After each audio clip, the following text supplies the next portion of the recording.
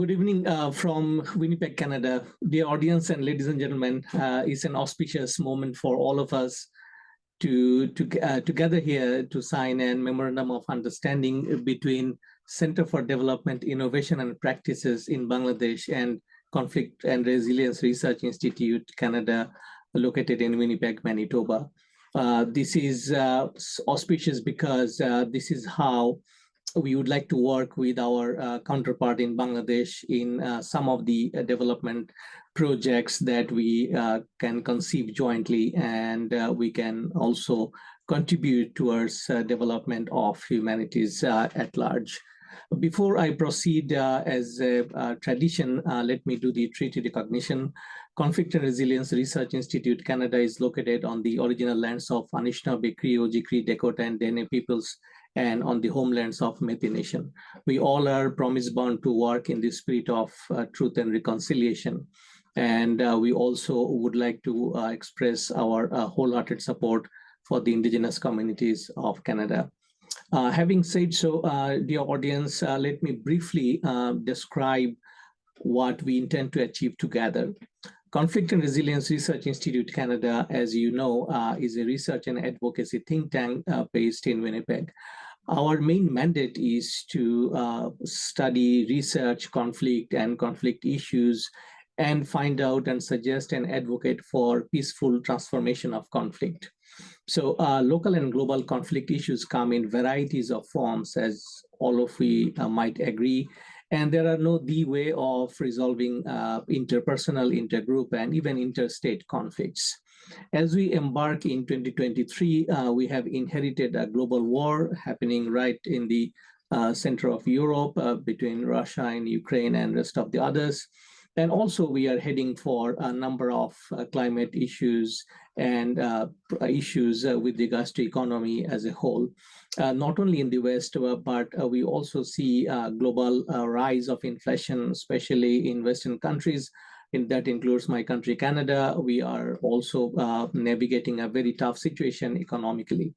And so within this whole parameters, I think it is important to understand the contribution of Center for Development, Innovation and Practices, which has kindly consented to collaborate with us. And we look forward to working with them in the future in some of the development projects, which is aligned with our mandates and mission. Dear audience, without further ado, I will invite shortly the Executive Director. But before I invite him formally to speak a few words on behalf of his organization and lay out his expectations, let me conclude by saying that this kind of collaboration is really important for us because we do want to work in Bangladesh. As you also know that we are working already with regards to some of our education project for the Rohingya female children since 2019. So, but we want to expand our activities in mainland or main societies in Bangladesh, whether it is education or development. And this is why we approached to CDIP in the past and sort of went through a number of discussions if we can work together. And this working together can be of in many fashions and forms. It depends on the funding and the particular type of projects that we together perceive in the future. So, so without further ado, let me welcome the CDIP team, the Executive Director, for his remarks. Thank you. Thank you so much for your very, nice opening, and we appreciate to be chosen as a partner in this initiative. The Center for Development, Innovations and Practices has been actually just stepped into its 20th year of operations, and the backbone of the organization being its microfinance program. We started with 2 branches in 1995, and today we have 201 branches as we speak, with a portfolio of over $130 million. We've got, out of this, almost 99.2% are female entrepreneurs. And what you will see that when we look into the mix of the portfolio, a good 35% is agricultural products and agricultural loans. And another 30% is along the lines of business, while the rest is services. In businesses, when we include that, also includes livestock. In terms of our source of financing, I think one of our distinguishing parts of this organization was that in the mid-90s, establishing an organization without any sort of grants or donations was not practiced widely. And that was the initiating goal of this organization, is to test whether it's possible to be financially sustainable without any grants or donations. Again, focusing on operations during the mid-90s. We were successfully able to do that. We had strong partners in PKSF, and we also did some borrowing with some commercial banks. And another strong source of financing was our member savings. And today we've got an accumulated of almost 47 million in terms of the member savings. So you can see the growth in these sectors over the years. Pre-COVID was on average between 18 to 20%. And during COVID, there was a further chance to be readily be financially available for those who are in need. The uniqueness of the microfinance model is the fact that it's a high-touch model. It requires a lot of face-to-face contact with the borrowers and with the rural entrepreneurs. There is no collateral in the whole financial product. And they used to work in groups before. There still are groups, but today the ticket value of one loan has increased a lot. So a lot of people are more on the individual levels. The group system is still practiced, but a $10 average size of a loan 30 years ago, as opposed to at least $600-700 today. Who's going to vouch for that in a rural area? But they're still very, very responsible, because our cumulative rate of return is over 99%. So they appreciate the opportunity, and they're quite responsible in repaying it, because they want to graduate to the next level in terms of their financial independence and economic independence. CDIP has also expanded its operations in healthcare. CDIP has also expanded its operations in primary education. So you can see that we don't have any hospitals or clinics in our organization, and that's not our intention at the moment. We only want to make sure the primary health care is brought to the attention to someone who needs it, because rurally there is still a gap in understanding. A person who has a shady vision doesn't know he or she has an eye problem. A person who is dizzy resorts to a glass of sugary juice, and when we test their diabetes, we find out it's well over 25, 26, 27, and they don't know that they need special care. So that's the intention of our primary health care service. We have about 110 medics on average who attend to these patients, and these borrowers, we cover their families as well. So as many times during the tenure of their loan, they can come for primary health care, and if they have an issue, we can identify which specific specialist they need to see, and we guide them that way.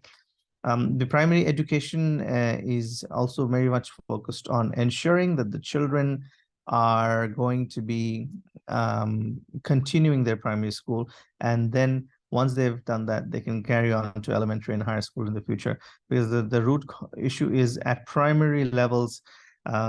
If we can get them to continue schooling, the likelihood of them continuing further is very high. It was a challenge that there was a lot of dropouts happening, and we thought, and we came up with this model where in the afternoon, if a community female is free, she could be class 8 pass, she could be 30, 35, housewife, but she could gather 20 children from her community, and we sponsor a few white blackboards and chalks and maybe a mat to sit in the open and teach them and help them through their homeworks, because their parents are either very busy at work from morning to evening, or they're not updated in their literacy levels to help them in the education. So this started with 7 or 8 centers, and today we have more than 2,500 centers. It's been replicated in a number of other institutions. It's been replicated from Asha, which is one of the largest MFIs in the world. They have more than 13,000 centers today. PKSF took inspiration from this project. They've implemented in over 200 other of their partner organizations. So it's been growing. I apologize for a bit of an extended opening, is because this is an idea where we can really, really share scope of work. And I think with the work that you do, education and also health related projects could be key areas that we can really collaborate on. Today in our organization, we have 300,000 members who are registered within there, out of which a good 80% is already active. When I say active, is once a member becomes a borrower, that's when we call them an active member. So those are that's a big scope, and if we can multiply that into the average family size in Bangladesh, which is over 4.6, you can see a huge population that we can build out on. We're working in 27 jillas at the moment, and for us the future is wide open, because there's a total 64 jillas in the country, and we can really, really grow subject to a really interesting project and reach out to them. Moreover, the other part that I do want to highlight is that by using health as a medium, it can have a very, very wide project perspective. It can be direct healthcare. It can be also indirect healthcare. If we work on a lot of climate change related projects, if we work on recycling projects, those also have an adverse impact on people in the local areas. So I think I'm very excited on behalf of CDIP. I'll just take a quick moment to, I apologize, I should have done this earlier. With me and my team, we have Mr. Abdul Ahad, who is Director of Finance and Digitization. You've all met Habur Rashid Oris before. I'm not sure if you met Rajia Sultana Kamuna. She's come on board in our team. She's going to be also working with Oris and us as we build through these projects. Thank you so much for your time, and I look forward to the rest of the session.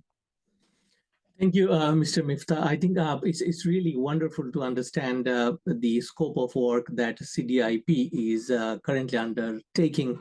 And folks, you have just heard how extensive they are in Bangladesh. And especially, we are looking forward to work together in the healthcare sector and education sector. These two are our prime focus with regards to joint collaboration. So I think that formally ends our session of signing the Memorandum of Understanding, which will come into effect right today. And we look forward to working with this group in the future as well. And let's call it a night from here in Canada. And of course, it's midday in Bangladesh. So I wish all the best for the CDIP team.